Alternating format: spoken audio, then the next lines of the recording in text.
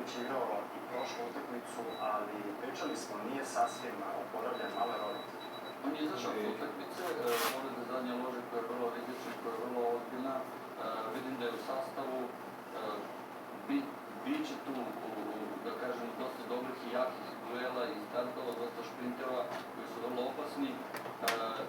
Ja se nadam da zaleće tu povredu, ali sigurno će imati problema ako bude Olimpijakos sigurno napadao, a hoće i bio u situaciji da brani svoj gol sa nekim doličnim sprintinom gde je 40 metara. To su opasne situacije za njega koji je, ja mislim, još provit, ali čim je počeo utakmicu, vjerojatno će biti predano procenu da je siguran i da može da igra.